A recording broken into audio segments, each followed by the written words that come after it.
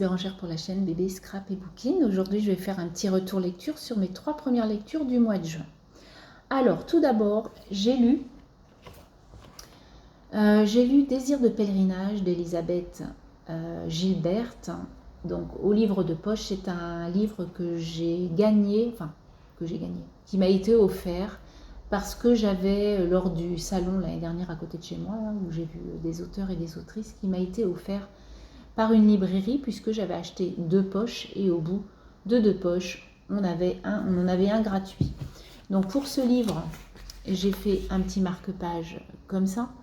Donc dépaysement total, excursion trépidante. Parce que pour moi, j'allais aller me promener, j'allais aller faire un road trip en Amérique. Voilà, j'avais soif de ça et du coup, je me suis dit, ça va être génial, je vais pouvoir voyager dans ce livre. Mais alors, pas du tout. Je me suis ennuyée, mais ennuyée. Et comme j'ai un problème, vraiment, j'ai un gros souci, c'est que je ne sais pas commencer un livre sans le finir. C'est comme une série télévisée. Si je vois qu'au bout d'un épisode, je n'accroche pas, j'ai beaucoup de mal à ne pas la finir. Et ça, c'est un gros problème parce que pour moi, on commence, on finit. C'est stupide, hein, je l'avoue, mais c'est comme ça. J'espère que je changerai peut-être en vieillissant encore un peu. Bref. Donc en fait, ce livre est fait de 12 nouvelles sur 12 coins d'Amérique. Mais alors, ces histoires commencent très bien, la plume est très... Voilà, moi je trouve qu'elle écrit très bien, hein, Elisabeth Gilbert, ça c'est pas un problème, c'est pas l'écriture, c'est que l'histoire n'a ni queue ni tête. On commence avec une histoire, c'est que des histoires un peu rocambolesques enfin comme je vous dis, ça n'a ni queue ni tête. Et en plus à la fin, parce qu'on se dit ça va arriver, on va avoir quelque chose, il y a quand même des petites choses qui sont pas mal. Mais arrivé à l'avant-dernière page, en fait elle a fait un point. Il n'y a pas de suite. On est là, on est beau, baba, parce qu'on se dit, mais en fait, c'est quoi la fin? Il n'y a pas d'histoire. Et du coup, c'est ça sur les 12 nouvelles. Donc, j'ai été très déçue de ce livre. Je ne le recommanderais pas du tout. J'ai mis genre la note de 2 sur 10, parce que franchement, j'ai pas du tout aimé ce livre. Donc, je l'ai lu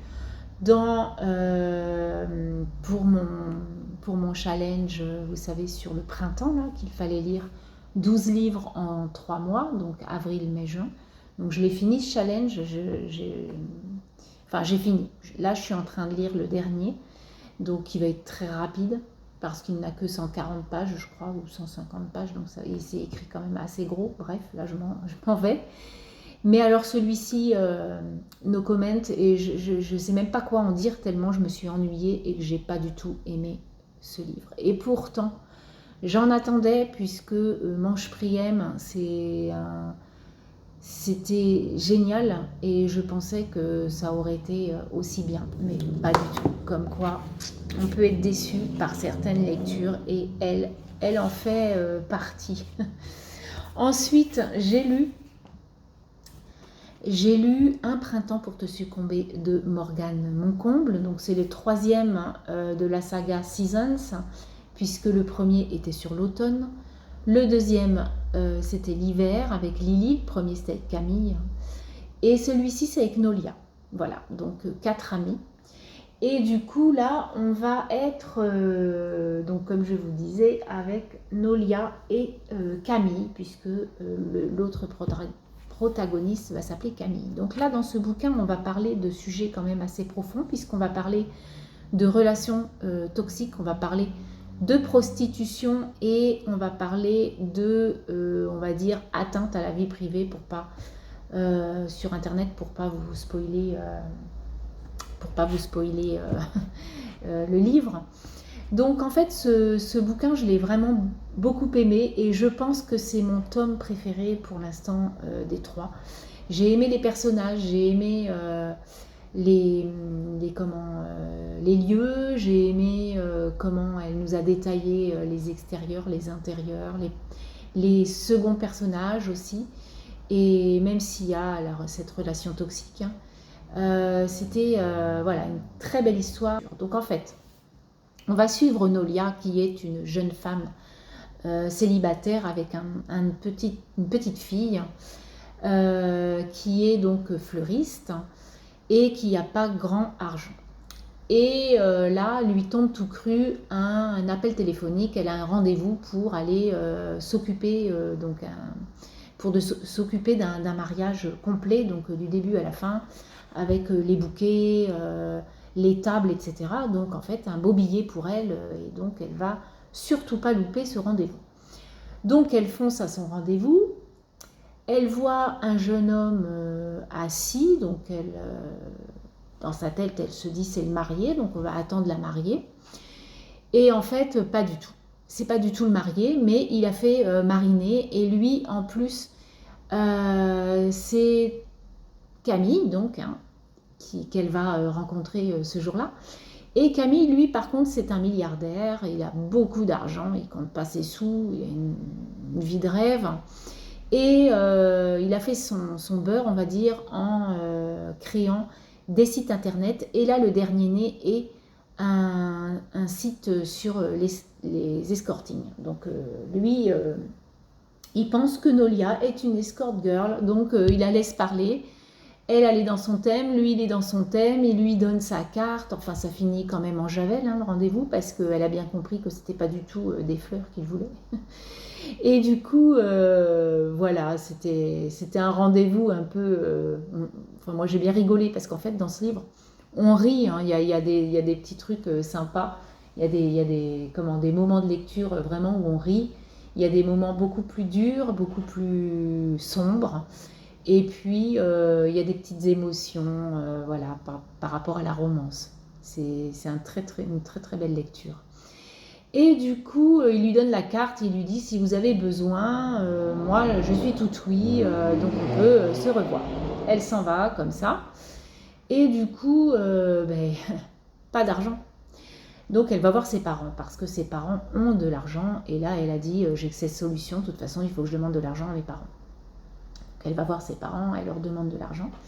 Et en fait, ses parents lui disent ok, d'accord, on peut te prêter de l'argent, mais par contre, on veut que tu te maries. Voilà. Donc il faut savoir que Nolia est d'origine hindoue. Donc voilà, c'est des origines, des origines où il y a encore des mœurs, c'est des coutumes chez eux, et du coup ils veulent absolument que leur fille soit mariée pour la petite. Donc ils lui disent, bien écoute, tu te maries avec ton ex et puis on n'en parle plus. Mais elle n'a pas du tout de retourner avec son ex parce que si elle n'y est plus, et si celui-ci ne sait pas qu'il a un enfant parce qu'elle lui a caché sa grossesse, etc., c'est qu'elle a une raison bien à elle et quand même assez sombre. Voilà. Donc du coup, elle repart avec ça, mais elle se dit comment je vais faire parce que c'est hors de question que je me marie avec lui. Donc du coup, elle va appeler Camille. Alors je sais plus trop dans l'ordre que c'est, mais en tout cas, ils vont avoir une petite discussion parce qu'en fait, il faut savoir que Camille, lui qui est milliardaire et tout ça, il a une réputation pas très jolie. Il a une réputation de tombeur, etc. Donc du coup, sa coach, on va dire, celle qui s'occupe de lui par rapport à tout ce qui est presse, etc., elle lui dit, écoute Camille, il va falloir quand même que tu fasses quelque chose pour avoir une meilleure appréciation, parce que là, ça commence, tu as un personnage pas très facile auprès de la population.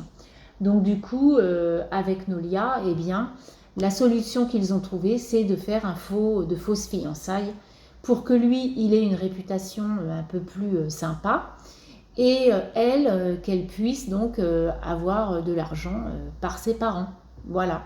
Et du coup, lui dit, de toute façon, je te donne une carte bleue, tu pourras faire ce que tu veux.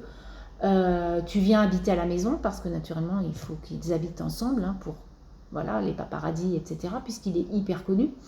Donc du coup, va commencer cette histoire un peu rocambolesque, mais en tout cas, il va y avoir, comme je vous dis, des côtés sombres et beaucoup plus prononcés et beaucoup plus durs. Et du coup, voilà, ils vont se lier, mais il ne faut pas qu'ils tombent amoureux l'un de l'autre, parce que ça c'est le contrat, en tout cas leur contrat à eux, c'est de ne pas tomber amoureux. Voilà. Donc on va suivre ces deux-là qui, je me suis peut-être expliqué pas très bien sur ce livre, mais j'en avais tellement à dire et sans tomber dans le spoil, je voulais quand même que vous connaissiez un peu l'histoire de Nolia et de Camille, qui est très belle et qui va pas être facile en fait. Voilà, ça va être ils vont ramer tous les deux, ils vont ramer pour se comprendre et arriver à leur fin. Donc une très belle histoire que j'ai beaucoup aimée. Et enfin mon troisième livre que j'ai aimé aussi, donc c'est un livre de Quentin Jarnot, Ce qui nous consume. Donc c'est le premier tome de 3, donc j'ai déjà les 2 autres dans ma pile à lire, le 3e étant acheté il y a très peu de temps puisque je l'avais commandé chez Cultura. Et là je m'étais fait un marque-page, une copine m'avait donné des découpes sur la couture, donc c'était le moment de les mettre, et puis il y a écrit Shooting au masculin, édition limitée. Voilà, avec un beau pochoir et des petits morceaux de tissu. Donc là, on va être avec Evan et Ophélie. Donc on va être dans le milieu du mannequinat, de la haute couture. Et là, on va s'apercevoir que c'est un milieu un petit peu spécial, parce qu'on va être en coulisses de la haute couture, et on va s'apercevoir que les couturières, les mannequins, tout ça, c'est pas toujours facile pour eux. Donc ça, c'est une première chose dans ce livre qui va nous être... au fil des pages, on va se rendre compte que c'est un milieu quand même assez spécial. Et du coup, on va suivre, comme je vous dis, Ophélie. Donc Ophélie est une jeune femme qui sort aussi d'une famille aisée, mais elle veut être couturière, elle veut être aussi, elle dessine ses croquis parce qu'elle veut percer en fait dans la couture. Et du coup, elle coud pour la grande maison Alex Ivero qui va arriver dans la Fashion Week de Paris, qui va être incessamment sous peu. Et du coup, donc elle, Ophélie, vit avec un jeune homme, ils ont un appartement cosy en plein centre de Paris. Lui, il bosse à la Défense, c'est un jeune, on va dire un jeune trailer. Je ne sais pas trop ce qu'il fait lui, ouais, je crois qu'il est dans la finance, hein, on va dire. Et du coup, elle ne le voit pas souvent, elle s'ennuie un peu dans son couple, même si elle est hyper jeune, parce que c'est boulot, dodo, lui il est jamais là, il bosse. Et en fait, le problème de ce couple de jeunes gens, c'est que les parents de la jeune fille adorent leur gendre. Et ça, c'est difficile pour Ophélie, pour la suite, que je ne vais pas vous raconter tout de suite, mais ça va être un peu compliqué parce qu'elle voudrait pas qu'il l'étouffe, etc. Parce que c'est un peu un jaloux, il l'étouffe un peu, etc. Malgré tout, et il s'en rend pas compte. Il n'y a que lui qui compte, elle compte pas trop. La couture, il en a rien à faire. Enfin voilà un peu la vie d'Ophélie. Et en fait, on va rencontrer Evan qui va être mannequin pour ce grand défilé de Paris, donc la Fashion Week de Paris. Et ça va être le mannequin d'Ophélie, naturellement. Et du coup, ça va être le beau gosse, quoi, le vraiment beau gosse. Donc lui, Evan, déjà, il est très très beau. Et puis, il est très intelligent puisqu'il a un QI super haut, hein, donc il est HPI. Donc il est un peu cru, il ne comprend pas trop la plaisanterie. Elle, c'est quelqu'un qui plaisante beaucoup. Donc en fait, il va y avoir des bisbilles entre les deux parce qu'il ne comprend pas tout, il ne comprend pas pourquoi il rigole d'un rien. Lui, il est très terre à terre avec son QI élevé. Donc voilà, donc ça va être une histoire entre ces deux personnages, une belle histoire pareil, relation toxique dans ce livre, que ce soit avec son conjoint ou avec ses parents, c'est pas facile pour elle. Et du coup, voilà, parce qu'elle est, comme je vous dis, hein, dans une famille très très très embourgeoisée. Et du coup, très difficile de partir de là. Et voilà, elle va quand même avec ce mannequin et d'autres mannequins et d'autres couturières. Elle va bien s'amuser, mais ça va pas plaire à tout le monde. Donc voilà. Ce que je peux vous dire sur ce livre, en tout cas moi j'ai adoré. C'est vraiment, voilà, c'est sympa, c'est facile à lire. Et après une grosse déception, je me dis que 2 livres bien sympas, eh bien c'était pas mal. Voilà donc mes 3 premières lectures de ce mois. Si je les mets à l'endroit, ça serait quand même mieux. De ce mois de juin, je suis, comme je vous disais, en train de lire le 4e, qui est un sujet un peu plus, même beaucoup plus sombre. Je vous en reparlerai dans le prochain, à la suite. Alors, on y va. J'ai mon petit chat, j'ai mon petit cappuccino, un latte macchiato, je crois, je me suis fait. Donc tout va bien, je peux vous parler de 2 livres. Alors, tout d'abord, j'ai lu Le jour et l'heure de Carole Fives, je ne sais pas comment on dit, donc aux éditions JC Lattès. Alors, j'y ai fait un petit marque-page tout simple, parce que vous allez voir, c'est un sujet quand même assez lourd et assez sombre. Donc j'ai mis une maison avec une petite tasse et un cœur. Et là, j'y ai mis arrêter le temps. Donc ça va être comme ça plutôt, arrêter le temps. Et là, le paradis. Alors, je vais vous parler de ce livre. Là, on va parler du suicide assisté. En fait, on a une maman qui s'appelle Edith, qui est très malade et qui a donc discuté très longuement avec son mari. Et elle veut absolument partir soit en Belgique, soit en Suisse pour faire ce suicide assisté. Donc, ils choisissent la Suisse. Et elle veut que ses 4 enfants viennent avec eux. En fait, elle veut qu'il y ait son mari et ses 4 enfants. Et en fait, on va suivre le chemin. En fait, on va suivre le chemin de chez eux jusqu'en Suisse, où elle partira. Donc c'est un roman choral avec tous ces enfants, les uns après les autres. Ils vont parler de aujourd'hui, de ce qu'ils ont dans la tête, mais aussi de leur enfance.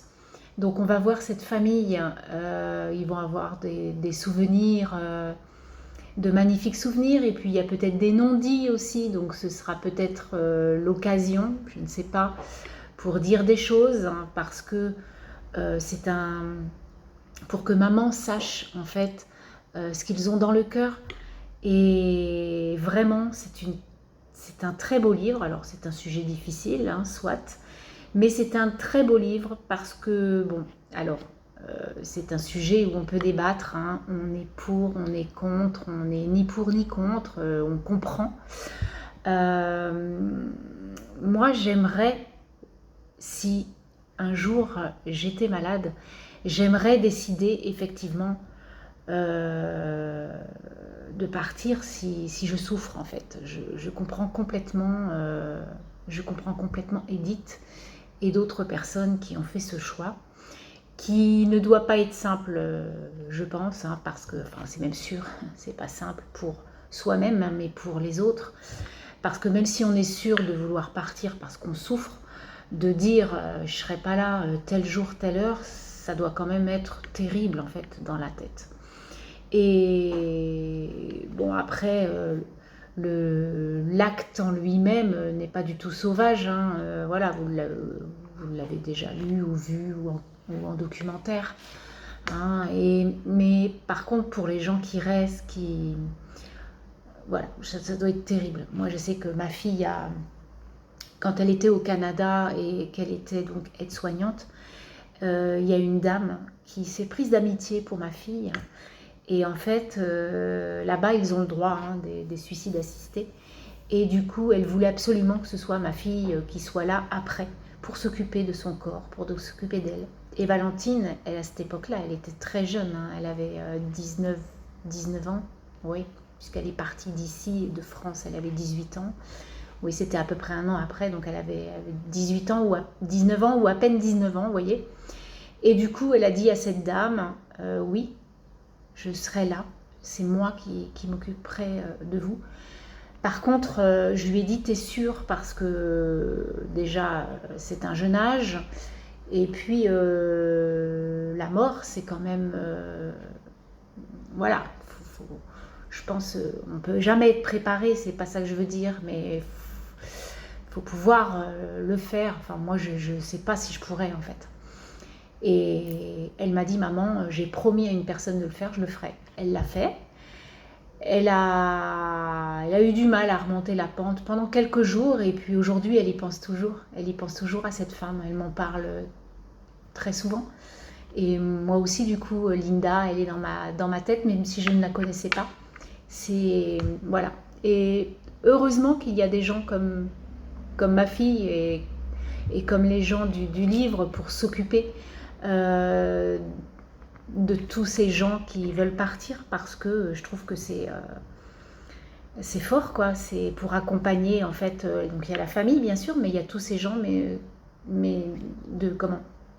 Oh, excusez-moi, dans le médical, en fait, qui sont là pour assister, et je pense pas que ce soit une habitude, en fait, je pense que c'est à chaque fois un accompagnement douloureux, même pour eux.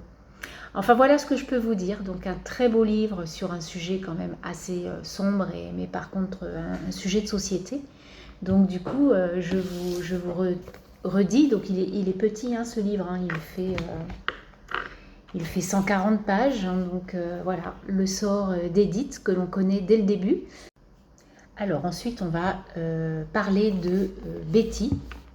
Donc j'ai lu Betty de Tiffany McDaniel aux éditions Totem. Ce livre fait 700 pages à peu près, voilà, 700 pages à peu près.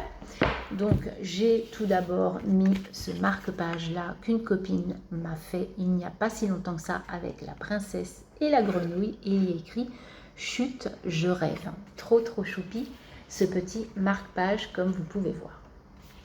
Alors Betty.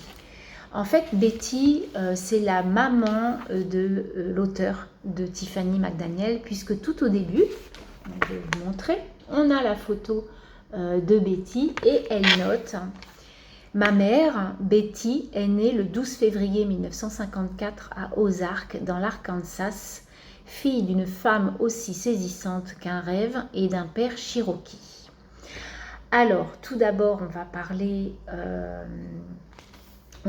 des parents de Betty, puisqu'effectivement, la maman de Betty est une femme blanche, blonde, voilà, et le papa de Betty est cherokee. En fait, la maman et le papa de Betty vont avoir une petite histoire, et la maman de Betty va tomber enceinte. Et en fait, ce jour-là, elle claque la porte, elle demande donc au papa de Betty qui s'appelle Landon, elle lui dit « Est-ce que on peut se marier et je pars avec toi, je suis enceinte et tout ?» Et lui dit « Ok ». Il a à peu près 10 ans de plus qu'elle. Et du coup, en fait, il faut savoir que la maman de Betty n'est pas heureuse chez ses parents. On l'apprendra tout au long du livre. Il lui arrive quand même des choses sombres aussi dans sa famille. Et du coup, elle s'en va parce qu'elle veut respirer. Du coup, elle est toute jeune, elle a 18 ans et elle veut partir. Donc, ils partent. Et donc, ils vont faire plusieurs États américains. Et ils vont, donc, le premier de la fratrie va s'appeler Leland. Donc Leland, et puis ensuite viendra des filles, des garçons, etc. Il va y avoir Betty, donc, qui sera née en 1954, et il y en aura encore d'autres après. Alors, dans cette famille qui est pauvre, en fait, Il va y avoir quand même pas mal de choses sombres. Mais par contre, ils ont donc leur maman à ses enfants qui est très malade psychologiquement. Hein. Elle n'est pas bien du tout, cette femme. Sûrement par rapport à son enfance, adolescence chez elle. Et ils ont un papa extraordinaire, ce Cherokee, Landon Carpenter, qui est un homme magnifique. Moi, je trouve que cet homme est magnifique. Il est magnifiquement représenté, ce Cherokee, qui parle à sa fille gentiment. C'est quelqu'un de gentil. En fait, il a une belle âme. Franchement, c'est une belle âme, ce papa. Et Betty va se construire avec son papa, mais aussi donc avec la maladie de sa maman, la fratrie qui n'est pas toujours simple. Et puis on va parler beaucoup de racisme dans ce livre, puisque Betty, elle va avoir des frères et sœurs qui vont être blancs de peau, et puis elle, c'est une petite indienne. Son papa l'appelle la petite indienne, donc elle a hérité de tout de son père. Et du coup, elle va être vraiment maltraitée à l'école, ça va être compliqué pour elle. Elle va se construire, mais avec l'aide de son papa, de la nature, etc. Et vraiment, en fait, on va la suivre de sa naissance jusqu'à 17-18 ans. Et il va y avoir des décès dans cette famille, il va y avoir des naissances, il va y avoir des belles choses, des très vilaines choses. Il va y avoir, voilà, on va parler d'inceste, on va parler de mort, on va parler de suicide, on va parler de beaucoup de choses. C'est des sujets quand même assez durs, mais c'est une très belle lecture. Moi, j'ai quand même, parce que ça fait quand même 700 pages. Hein. Alors, en plus, c'était pendant une période où j'étais en déplacement, etc. Donc, j'ai pas pu lire comme je pouvais. Mais en tout cas, j'ai adoré ce livre. C'est une magnifique ode à la famille en Amérique. Voilà, c'est beau. C'est une très très belle histoire. Je ne peux vous dire que allez-y, lisez ce livre. La plume est légère. En plus, Tiffany McDaniel a une écriture, une belle écriture. Et du coup, c'est très fluide, c'est très beau. Les chapitres sont pas énormes, donc du coup, c'est quand même assez rapide. Alors, il y en a quand même des plus gros que d'autres. Hein. Mais franchement, si je vous dis qu'en 700 pages, le dernier chapitre, c'est le numéro 43, je crois, 45. Donc, vous voyez, en 700 pages, 45, donc ça fait même pas 20. 45, ça fait même pas 20 pages pour un chapitre, donc c'est vraiment buvable. Et donc vous allez avoir comme je vous disais, des chapitres plus gros que d'autres. Bref, et regardez, j'ai une marque là. En fait, c'est Scott, le lapin de ma fille, qui est partie. Ma fille est partie en road trip en Espagne. Et du coup, c'est au Portugal, là, ça y est, elle est dans le sud de l'Espagne, et dans une semaine à peu près, elle va arriver au Portugal. Et du coup, c'est moi qui garde son petit lapin et elle me fait des coquineries sur mes livres et j'étais pas contente du tout. Enfin bref, je reviens à ma Betty qui est vraiment une très très jolie histoire. Franchement, allez-y.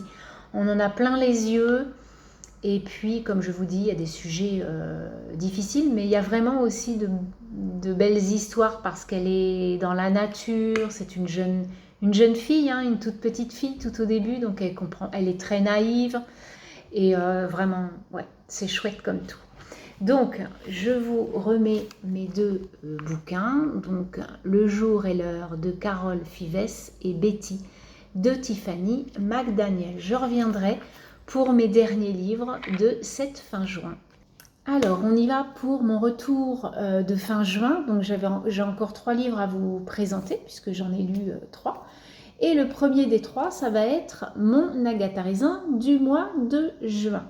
Donc, Enquête, l'enfer de l'amour, bague au doigt, corde au cou, d'Albin Michel, écrit par MC Beaton.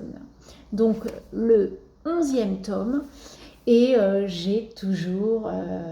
voilà, j'aime toujours autant en fait Agatha, ce personnage drôle, je sais pas comment, elle est marrante et puis elle est impulsive, elle a un caractère un peu ronchon, elle s'énerve pour rien quelquefois, elle prend, voilà.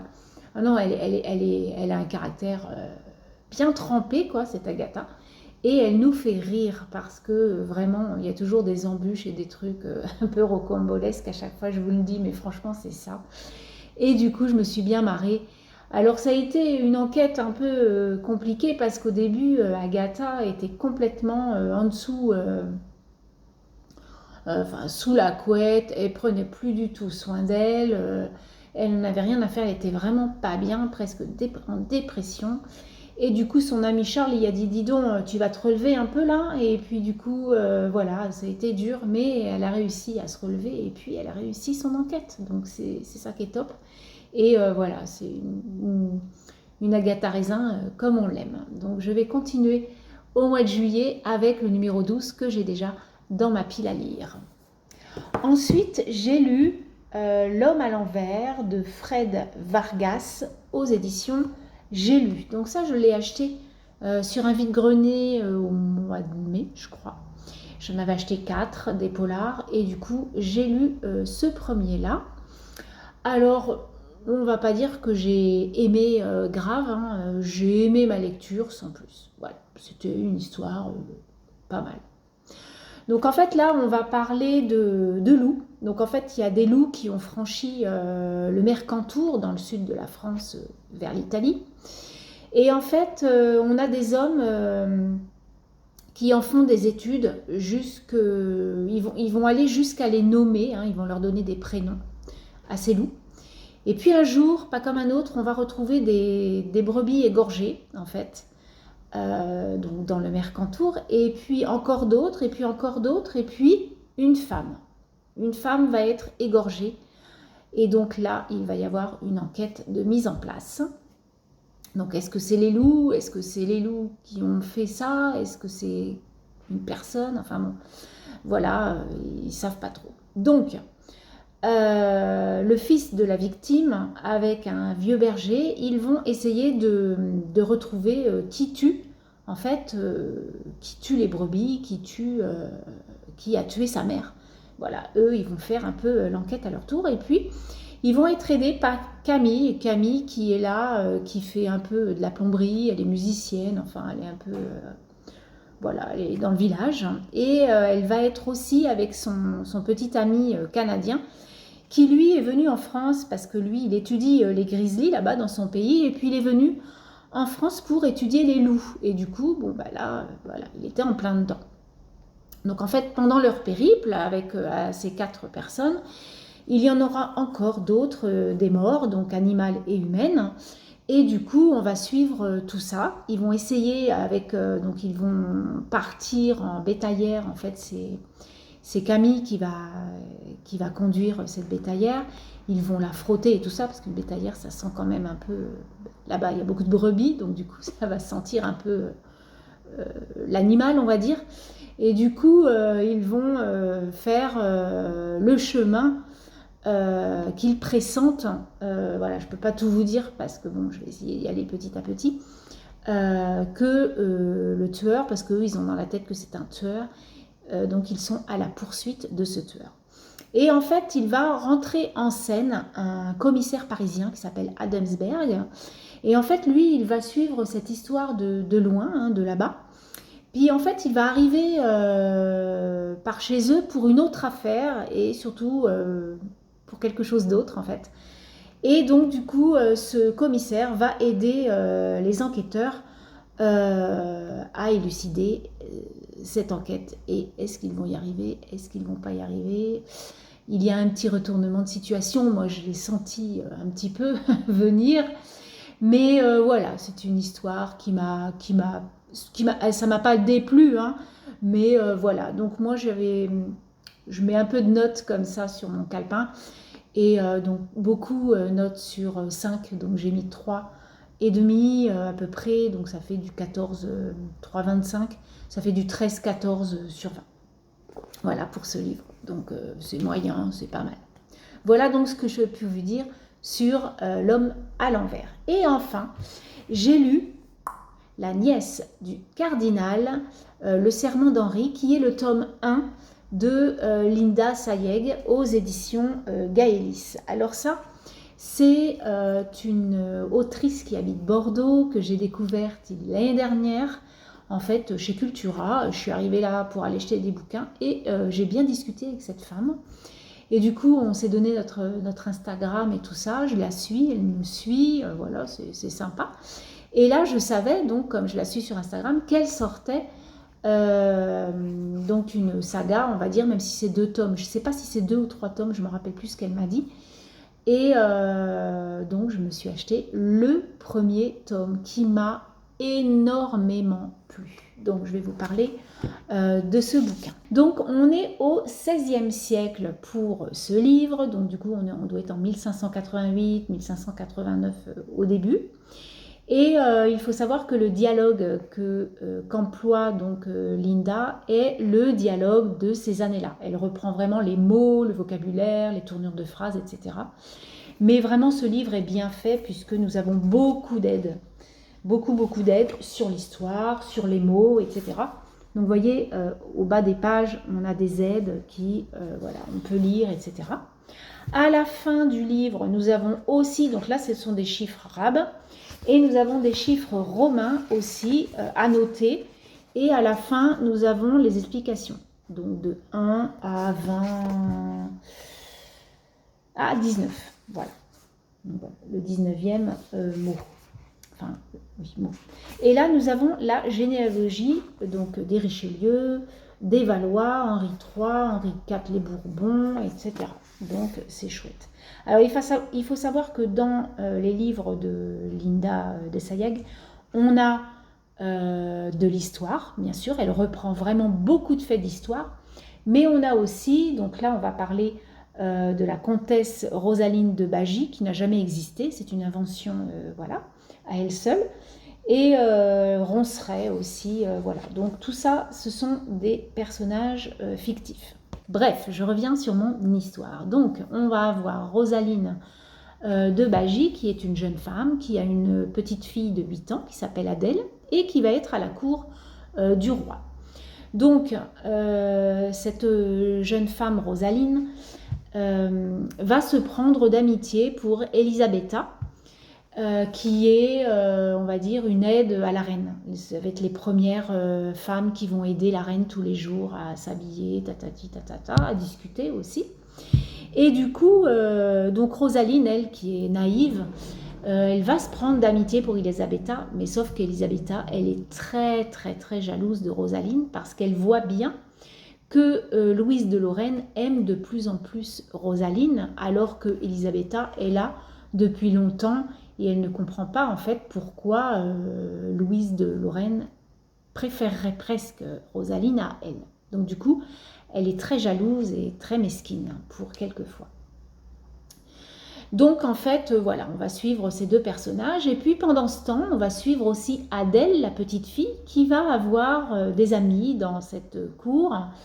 Et ça va être autre que Henri de Richelieu, donc le fils du grand prévôt à cette époque, et Alexandre de Pujol, qui est l'autre ami. Donc ils vont être tous les trois, ils vont faire plein de choses tous les trois, ça va être sympa de les suivre tous trois gamins comme ça. Et puis, en fait, il faut savoir que les deux petits garçons aiment bien Adèle, mais Henri, il est déjà amoureux d'elle, quoi. C'est trop mignon. Et du coup, malheureusement, il va arriver un malheur. Et Adèle, il va falloir... où va Adèle? Et en fait, Adèle va rester chez les Richelieu, donc elle va habiter avec Henri, ses frères et sœurs, ses parents, jusqu'à l'âge de 17 ans. Et en fait, à ses 17-18 ans, le papa, donc le comte de Bagy, va aller chercher Adèle, et puisqu'elle est, on va dire, éduquée, il va aller la chercher parce qu'il lui a trouvé un époux, qui donc est Ronceret, là, le comte Édouard de Ronceret, fils du baron. Et du coup, eh bien, il vient la chercher pour la marier. Et là, on va arriver au deuxième volet de ce livre, qui va être donc la vie d'Henri d'Adèle, d'Édouard et d'Alexandre, mais 20 ans plus tard. On va arriver en 1608 exactement, donc au début du XVIIe siècle. Et du coup, donc il va arriver quelque chose au couple de Ronceret-Bagy, parce qu'ils habitent dans le Poitou, ils ont une maison, elle s'occupe, lui il est tout le temps parti, son mari, et elle est tout le temps, elle fait les comptes et tout ça, de la ferme, de la maison et tout. Voilà, elle a des gens avec elle pour l'aider, mais c'est elle la tenancière, on va dire, de son truc, quoi. Et du coup, il va arriver quelque chose, je ne peux pas vous le dire parce que sinon je vous spoil carrément l'histoire. Il va arriver quelque chose et du coup, Édouard, il lui dit « Je veux t'emmener à la cour ».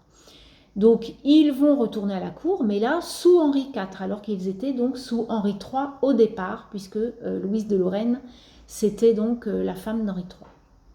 Donc là, on va se retrouver, comme je vous disais, parce que pendant ce temps, il y a eu plein de choses politiquement, catholiquement, voilà, il va y avoir plein de...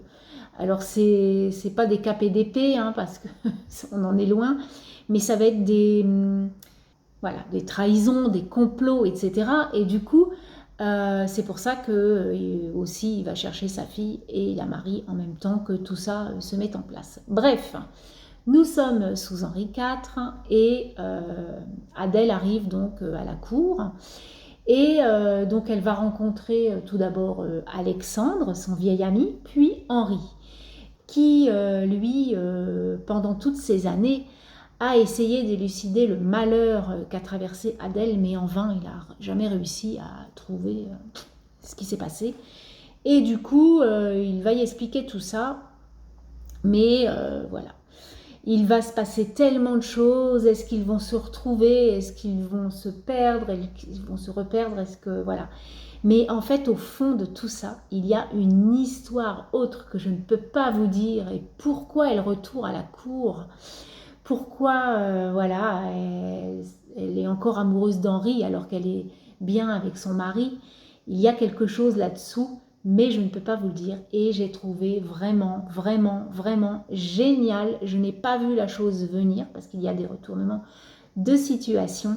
Et j'ai vraiment adoré, adoré ce livre parce qu'il y a des amis qui sont comploteurs. Enfin voilà, c'est pas mal, c'est bien brodé, bien écrit en plus, parce que j'aime beaucoup, malgré le vocabulaire de ces années-là. Linda, c'est très simple, on lit vraiment correctement ce livre, donc c'est génial. J'ai vraiment eu un petit coup de cœur quand même pour La nièce du cardinal qui m'a vraiment plu. Voilà donc mes 3 livres de cette fin juin. Là, aujourd'hui, 1er juillet, j'ai commencé... je ne l'ai même pas montré en achat, puisque mes derniers achats, vous l'aurez plus tard, ma vidéo. Et donc, c'est un autre tome. Vous savez, j'aime beaucoup ces bouquins-là sur la cartographie des crimes américains. Donc là, on va être à Washington et c'est La disparition de Chandra Levy d'Hélène Coutard. En fait, pourquoi je lis tout ça? Enfin, au mois de juillet, en fait, j'ai envie de lire des suites de sagas, des suites de duologie, de triologie, etc. Et du coup, j'ai sorti tous mes livres de suite et j'ai dit à mes enfants et à mon conjoint de me dire lequel tu choisis. Donc ça, c'est ma fille qui m'a choisi celui-ci. Ensuite, donc les 3 premiers, je vais vous montrer. Après, je ne sais pas ce que je vais lire, mais les 3 premiers.